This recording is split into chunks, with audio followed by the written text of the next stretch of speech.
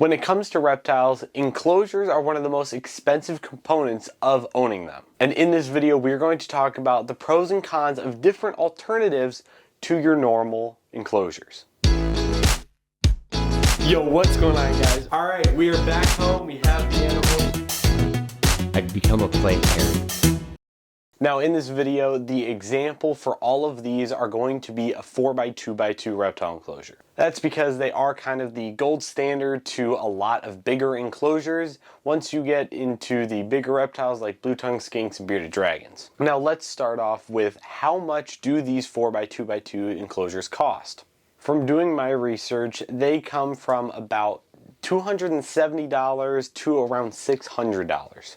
Now, thankfully, over the years, these enclosures have become pretty cheap and inexpensive due to more people owning animals and wanting their animals to be in bigger and larger enclosures. When I started keeping larger enclosures like these 4x2x2s, they were very, very expensive. They were about $450 to around $600, but thankfully, over the years of people keeping better and keeping larger, these enclosure prices have dropped due to more people building them. Now, what are the alternatives to just buying 4x2x2 enclosures? Well, the two we're going to be talking about today are building it yourself and buying a grow tent. We are going to start off with grow tents as our first alternative. Here are some pros about these grow tents. Generally, these are a fraction of the price of a 4x2x2 enclosure, so that means if you are willing to spend the $200 or so to get an even larger enclosure,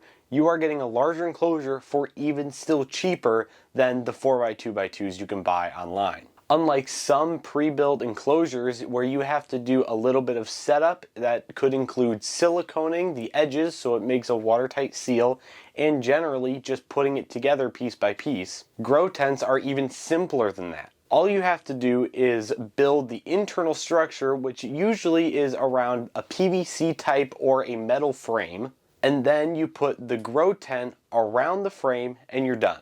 No extra waterproofing needs to be done to these enclosures. This also means that they are incredibly light and they hold their shape so they are easily movable and easily broken down. Meaning these enclosures are able to be broken down and stored easier than a glass tank that can't just fold up, because if you try folding glass, it doesn't end well. Now, there are a lot of things great about grow tents, but unfortunately there are some cons. First of all, grow tents are meant to grow plants and not reptiles. When putting this enclosure together, you are going to need to snake or animal proof your enclosure so nothing can get out. Now, the main places you're going to have to deal with this is usually the zipper, meaning you have to zip it all the way up without any gap, or any air vents or air ducting that could be added needs to be zip tied or clamped off so no animals can escape. Because the last thing we want is a boa constrictor running around my apartment. Another pro to grow tents is because they are so inexpensive, they can be almost grow out enclosures, so you're not needing to buy a 4x2 enclosure and then just throwing it away or getting rid of it afterwards when your enclosure is going to need to be larger like an 8x2x2. The next con is visibility. Usually, most of these grow tents are going to be fully enclosed and not have any outside light being able to be let in and you being able to check on your animal. And as a person that likes to DIY a lot of things, that is an easy way to DIY a vinyl opening where I can see my animal but they can't escape. Another con is actually orientation. This comes into play when you buy your grow tent and usually it wants to be in a vertical way because it is meant to grow plants. So unless your animal is a arboreal species, usually you're going to want to rotate it onto a more horizontal plane.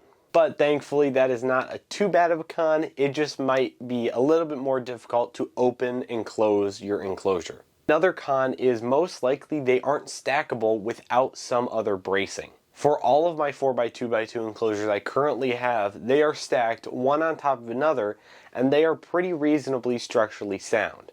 And because these grow tents are just a frame inside of it, usually they cannot be stacked without having some other type of stand like the racks that I have. So if you're not worried about spacing, you won't have to worry about stacking your enclosures on top of each other. Another con is heating can become an issue in these enclosures, including if you end up flipping your enclosure on the side to be a more horizontal view.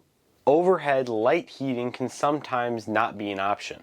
Now thankfully, most snakes do not need overhead heating, so you can use a heat mat with a thermostat and also a radiant heat panel also with a thermostat, because we don't want them overheating and hurting your animal or potentially harming the integrity of the grow tent. Now that we've gone through all of the pros and cons of the grow tent, let's move on to building it yourself. So starting off with the pros of building your own enclosure.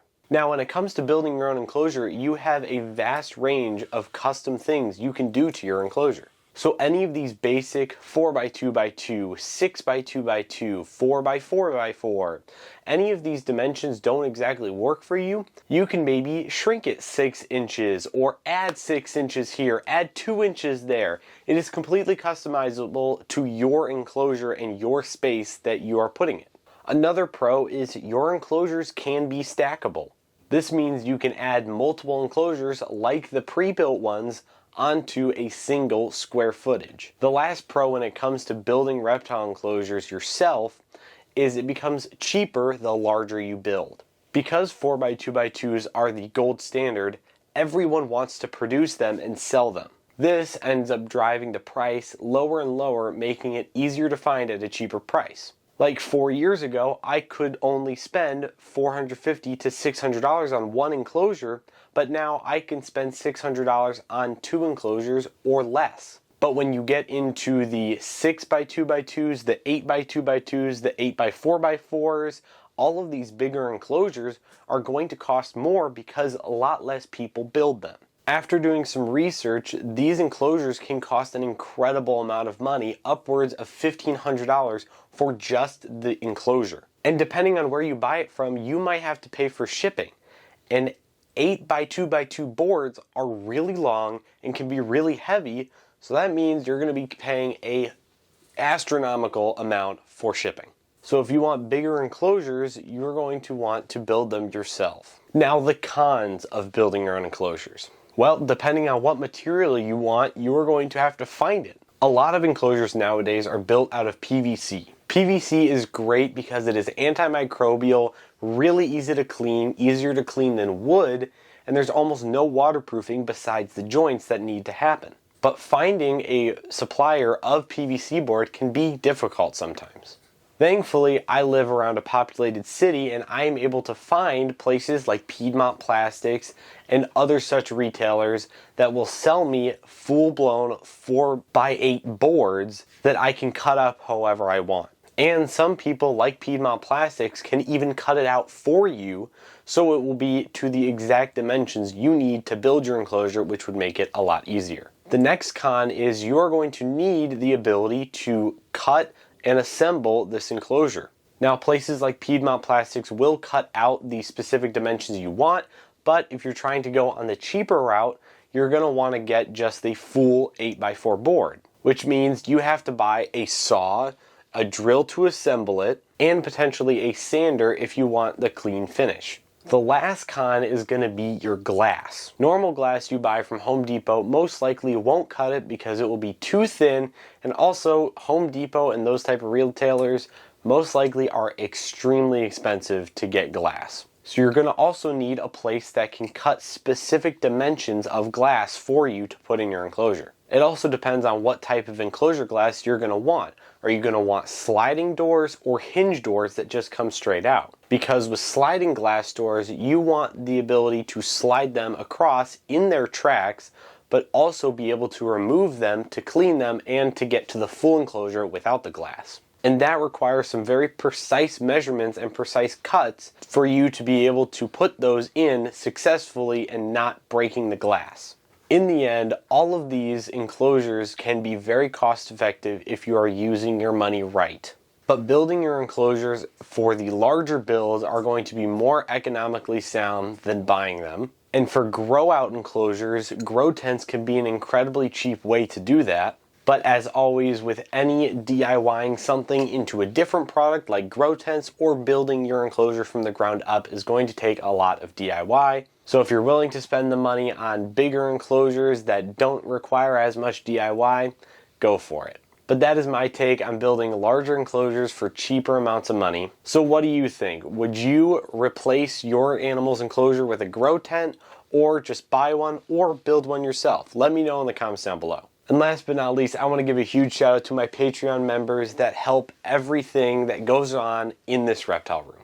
They get weekly videos about everything that's happening in this animal room and stuff that you haven't even seen yet. So that is going to do it for this video of All in Our Reptiles. Hope you guys enjoyed.